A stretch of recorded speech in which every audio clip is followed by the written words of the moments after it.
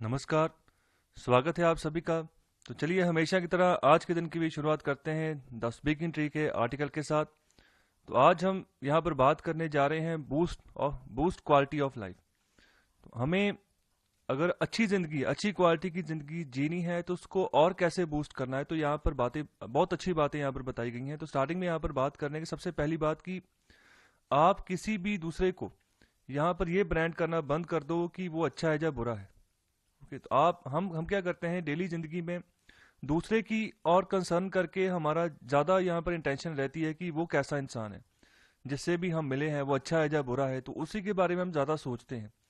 तो यहाँ पर ये जो स्टेट होती है, यहाँ पर बात कर रहे हैं कि अगर आप लोअर स्टेट ऑफ कॉन्शियसनेस, चेतना की बहुत ही निचले स्तर के ऊपर आप काम कर रहे हो, तब आपकी जो स्टेट है वो है तामसिक स्टेट। तामसिक का मतलब होता है, तामसिक एक वो वाली यहाँ पर अवस्था है जहाँ पर इंसान जो है सिर्फ अपने बारे में सोचता है और दूसरे के बारे में हमेशा बुरा ही सोचता है, बुराई की तरह ही देखता है उसको, और यहाँ पर अपना मतलब निकालने की कोशिश करता है। और इसको हम डार्कनेस के साथ भी हम रिलेट करते हैं तामसिक स्टेट को, कि मतलब अंदर अंधेरा ही अंधेरा है, और अंधेरे में इंसान जो भी काम करने की कोशिश करेगा तो यहाँ पर जरूरी नहीं कि वो सही हो जाएगा। यहाँ पर मोस्टली 99% चांसेस यही है कि अंधेरे में अगर हम फिजिकली भी कोई एक्शन करेंगे तो वहां पर गलतियां होंगी, कोई ना कोई नुकसान कर बैठेंगे।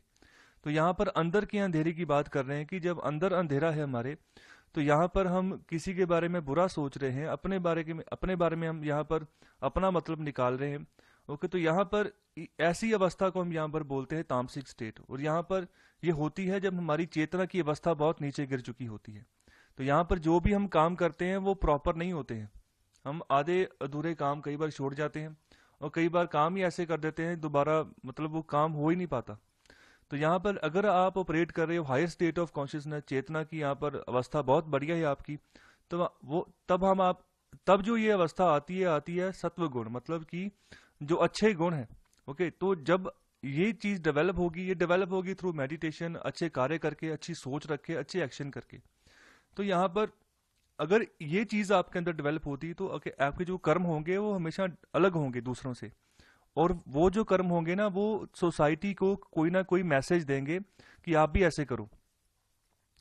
तो यहाँ पर फॉर एग्जाम्पल अगर आपका कोई कर्म अच्छा है, आपने देखा कि आपके आसपास गंदगी है, तो आपने ही वहां पर कोशिश की चलो मैं ही इनिशिएटिव लेता हूँ और मैं इस गंदगी को बीड़ा उठाता हूँ साफ करने का। तो यहाँ पर अगर आप एक दिन इनिशिएटिव लेते हो, कल को हो सकता है कि दूसरा भी इनिशिएटिव ले, भी हाँ भी इसकी थोड़ी रिस्पॉन्सिबिलिटी है अकेले की, हम भी करें। तो यहाँ पर ऐसे ही हमारे जो नदियां हैं, जो हमारी बहुत ही पुरातन नदियां हैं जिनको हम माँ का दर्जा देते हैं, उनकी हालत बिल्कुल ऐसे ही है। और जो हमारे समुद्र हैं, उनके जो तट हैं, वहां पर भी बिल्कुल ऐसी हालत है, गंदगी वगैरह वैसे ही रहती है। तो यहाँ पर हमें चाहिए, ठीक है, आगे अप्रोच करने की। तो ये होंगे अच्छे एक्शन, अगर अच्छे कर्म अगर हम कहना चाहते हैं तो ये दूसरे के बारे में सोचा, हमने नदी के बारे में सोचा है यहाँ पर। आगे यहाँ पर बात कर रहे हैं कि जो हमारी भगवत गीता है वो हमेशा इस चीज को यहाँ पर बताते हैं कि जो हमारी अंदर की जो अवस्थाएं हैं ना, वो लगातार बदलती रहती हैं। तो आपकी जो अवस्था है उसी हिसाब से आपका कर्म जो है वो रिलेट होता है, और कर्म जो आप जो करते हैं उसी का फल जो है आने वाले समय में आपको मिलता है। अच्छा कर्म है अच्छा फल है, बुरा कर्म है तो वही फल होगा जिस इंटेंशन से आपने कर्म किया है। तो आगे यहाँ पर बात कर रहे हैं कि हमें अपने जो बिहेवियर है ना उसके ऊपर यहाँ पर कॉन्स्टेंटली लुक रखना चाहिए, ध्यान रखना चाहिए, ना कि दूसरे के ऊपर। हम दूसरे के बिहेवियर के ऊपर ध्यान रख के उसके बारे में बात कर देते हैं, लेकिन यहाँ पर हमारे अंदर भी कमियां रहती ही रहती हैं। तो यहाँ पर हमें उनके ऊपर फोकस करना है। तो अगर जब इस तरीके से हम सोचना शुरू कर देंगे ना, तब देखने जिंदगी में बहुत बड़े पैमाने पर एक बदलाव आएगा आपके अंदर। आप दूसरे के बारे में बुरा सोचना ही बंद कर देंगे। अगर दूसरे के बारे में आप सोचेंगे ना तो पॉजिटिव मैनर से सोचेंगे कि उसका भला करना है, यार बेशक आपको उससे कोई बेनिफिट हो या ना, बेशक आप उसका भला करो, बाद में आपको हो सकता है कि वो थप्पड़ ही मारे, लेकिन फिर भी आपकी इंटेंशन जो है ना वो सही रहेगी।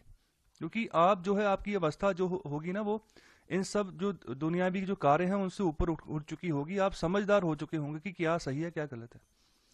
तो यहाँ पर ये स्टेट जो है ना, तो यहाँ पर हमारे अंदर ही है, तो हमें इसको ध्यान में रखना है, इसके ऊपर फोकस करके चलना है। तो यहाँ पर इससे फायदा क्या होगा, अगर हम अपने बिहेवियर के ऊपर फोकस करते हैं तो यहाँ पर ये हमें मदद करेगी कि हम दूसरे जो लोग जो हैं, ओके, जो यहाँ पर जिनका अच्छा बिहेवियर नहीं है, ठीक है, तो यहाँ पर वो भी जो है वो सही हो।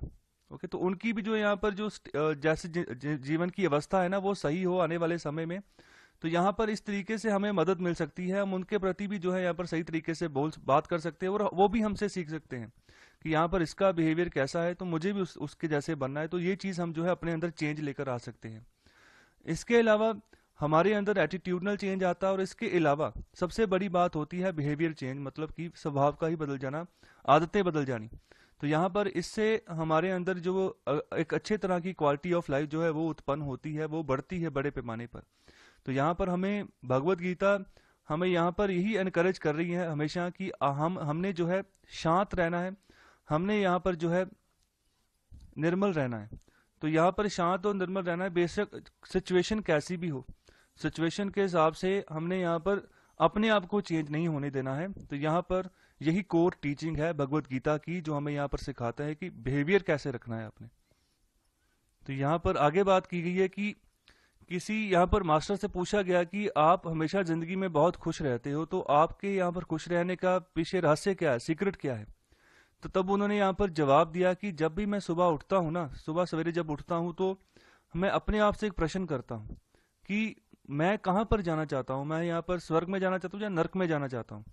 तो फिर मैं यहाँ पर डिसाइड करता हूँ कि मैं तो स्वर्ग में ही जाऊँगा। तो यहाँ पर जब ये मैं डिसाइड करता हूँ कि मैं यहाँ पर स्वर्ग में जाऊँगा, तो उसी मोमेंट में जो है मेरे यहाँ पर जिंदगी में यहाँ पर मैं कोशिश करनी शुरू कर देता हूँ, क्योंकि मैं मेरा हर जो मोमेंट है ना लाइफ का, वो जो है यहाँ पर स्वर्ग ही क्रिएट करे, हेवन ही क्रिएट करे। और मैं ऑटोमेटिकली जो है ना मेरा जीवन, मैं मतलब खुश होना शुरू हो जाता हूँ, मेरी जिंदगी में खुशहाली आनी शुरू हो जाती है। तो यहाँ पर मैंने डिसाइड किया है कि मैंने खुश रहना है, तो इसलिए यहाँ पर मैं खुश रह रहा हूँ। तो यहाँ पर जिस मोमेंट में आप डिसाइड करते हो ना यहाँ पर आपने खुश रहना है या नहीं खुश रहना, तो उसी समय में जो है चीजें बदलनी शुरू हो जाती हैं आपके सामने। और आखिर में यहाँ पर बात करें कि जो भी चॉइस जिंदगी में हम यहाँ पर पाते हैं, तो यहाँ पर जा तो वो आती है कमिटमेंट से, कि हमने कमिटमेंट की है कि हाँ भी मैंने इस गोल को पाना है, ये मेरी चॉइस है, मैंने इसको हासिल करना है। और या फिर यहाँ पर कंप्लेंट करते हैं हम परमात्मा से, देखो तुमने उसको दे दिया, मुझे नहीं दिया। तो यहाँ पर इस ऐसी तादाद के लोग बहुत ज्यादा है। तो ऐसी तादाद के लोग हमेशा कंप्लेंट ही करते हैं, तो कंप्लेंट करने की वजह से थोड़ा सा जो पीछे ही रहते हैं, ये आगे तरक्की नहीं कर पाते हैं। तो यहाँ पर बहुत सारे लोग ऐसे होते हैं जो अपनी अचीवमेंट को यहाँ पर जो पावरफुल दिखते हैं, वह हमेशा मोस्टली कोशिश होती है उनकी कि वो कमिटमेंट से यहाँ पर आगे बढ़ते हैं। जो कमिटमेंट करके कि मतलब मेरी कमिटमेंट है, मैंने यहाँ तक पहुंचना है, मेरा जिंदगी का ये सफर है, मैंने ये गोल अचीव करना है, तो उसके लिए दिलो जान से लगते हैं, तो वही पहुंच पाते हैं असल में। और दूसरे यहाँ पर जो है कंप्लेन करते हैं कि मुझे नहीं पहुंचाया आपने, तो वो गलत बात हो जाती है, वो जिंदगी जीने का सही ढंग नहीं है। तो यहाँ पर बहुत सारे लोग जो यहाँ पर अपने आप को शक्तिहीन महसूस करते हैं, वो यहाँ पर यही करते हैं, कहते हैं कि शिकायत ही करते हैं हमेशा। यहाँ पर सीधी सीधी आप बात कह सकते हो कि शक्तिहीन मनुष्य जो है हमेशा शिकायतें करता है, और जो यहाँ पर शक्तिशाली मनुष्य हमेशा यहाँ पर कमिटमेंट करता है कि हाँ मैं ये काम करूंगा, करके बताऊंगा, उसमें कॉन्फिडेंस होता है। तो यहाँ पर हमने कैसे अब यहाँ पर उभरना है, हमने हमारे अंदर यही स्टेट को डेवलप करना है, यही अवस्था को डेवलप करना है कि हमने कमिटमेंट करनी है और यहाँ पर निस्वार्थ भावना से आगे बढ़ना है। ओके, तो यहाँ पर अगर ये अप्रोच हो जाएगी, ये डायरेक्शन हो जाएगी, तो बहुत आगे जाएंगे। तो बहुत ही यहाँ पर बढ़िया आर्टिकल था, तो बहुत ही अच्छी बातें यहाँ पर बताई गई हैं। आई होप आप अपनी जिंदगी में इन बातों को ढालोगे और जिंदगी को और खुशहाल बनाओगे और बड़े तरीके से आगे बढ़ोगे। तो इस आर्टिकल में बात की जा रही है governance beyond technological fixes, policing needs structural cultural change.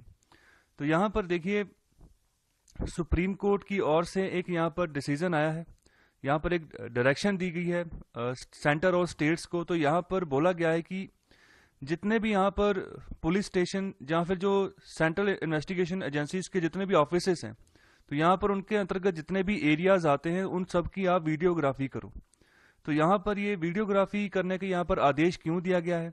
तो यहाँ पर बेसिक रीजन यही है कि जो पुलिस यहाँ पर कई बार अत्याचार करती है, जो भी यहाँ पर अपराधी होते हैं या फिर जो सेल में या लॉकअप में जो भी यहाँ पर बाहर से गुंडे को रखा जाता है, तो यहाँ पर उनके प्रति भी बहुत सारी ब्रुटलिटी जो है यहाँ पर पाई जाती है कि पुलिस करती है।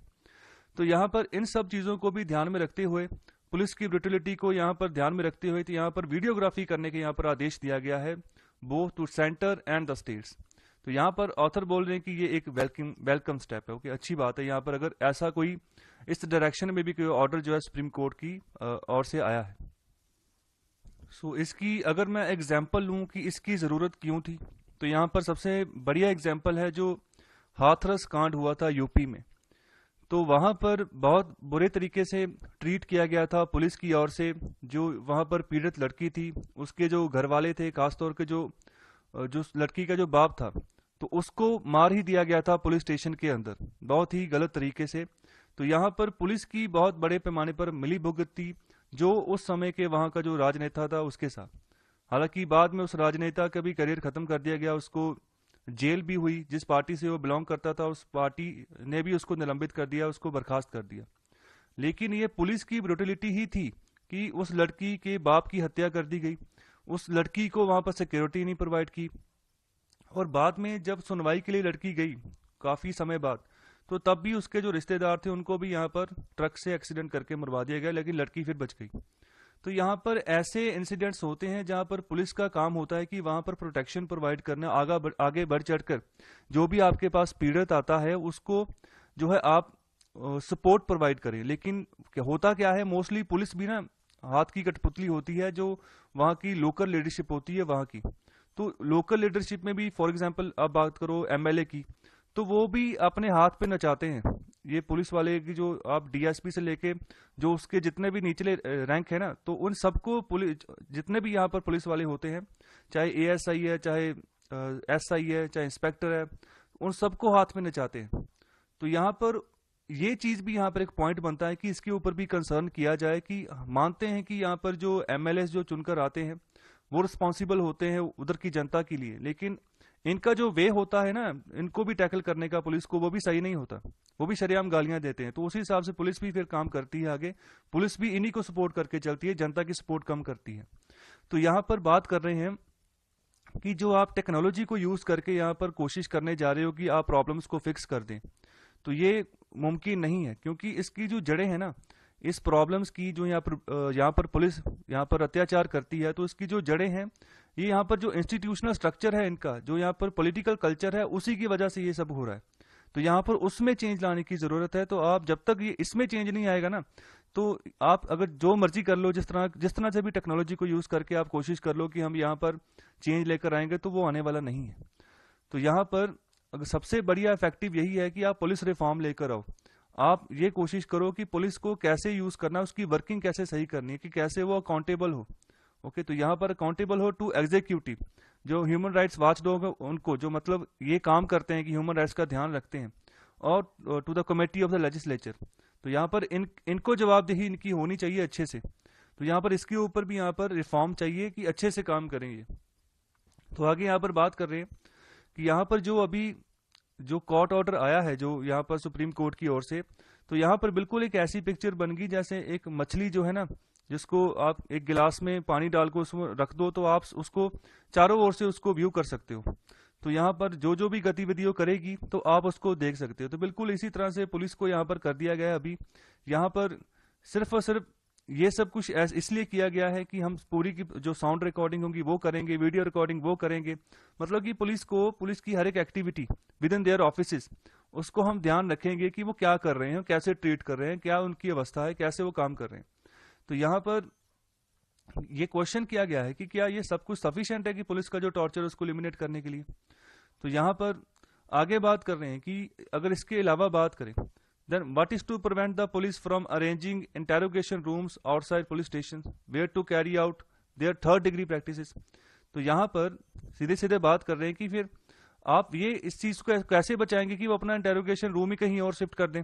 ओके, तो यहाँ पर जहां पर ये थर्ड डिग्री देते हैं, जहां पर ये टॉर्चर करते हैं, तो फिर उसको रिकॉर्ड कैसे करोगे आप। ये तो आपने यहाँ पर बात कह दी कि पुलिस स्टेशन के अंदर जो उसके अंतर्गत एरियाज आते हैं, आप वहां पर आप निगरानी रखो वीडियोग्राफी से, लेकिन अगर वो उस जगह को चेंज कर दे तो फिर क्या करेंगे।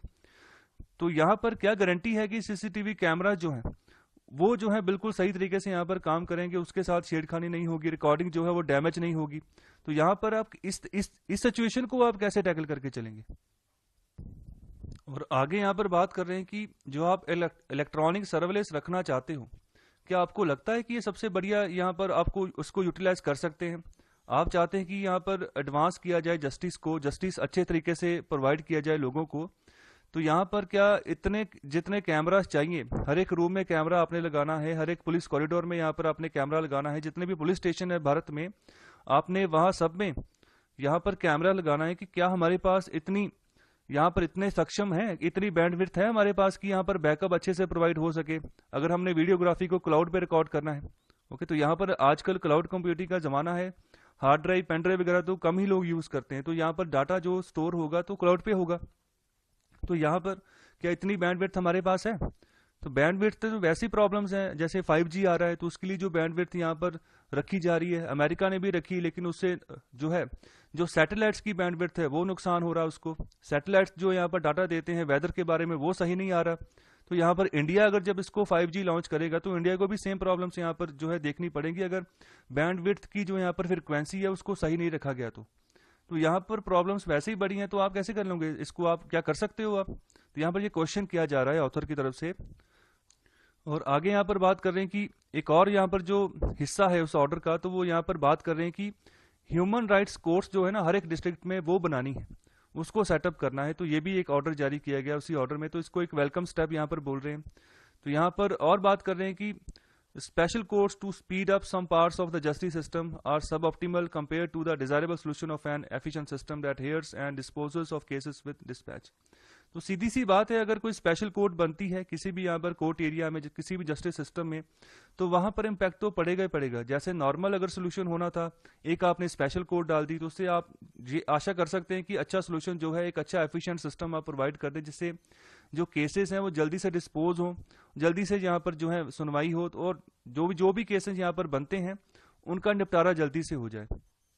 तो यहाँ पर जो सिटीजन है, तो यहाँ पर उसकी जो अब हमने पॉलिटिकल एम्पावरमेंट करनी है, तो यहाँ पर बात कर रहे हैं हमें ध्यान रखना होगा कि जो रिस्पॉन्सिबल गवर्नमेंट यहाँ पर काम कर रही है ना, तो वो किस तरीके से यहाँ पर काम करेगी, किस तरीके से यहाँ पर जो है अपना कर्तव्य अदा करेगी, अगर हम सिटीजन को यहाँ पर एम्पावर करने की बात कर रहे हैं।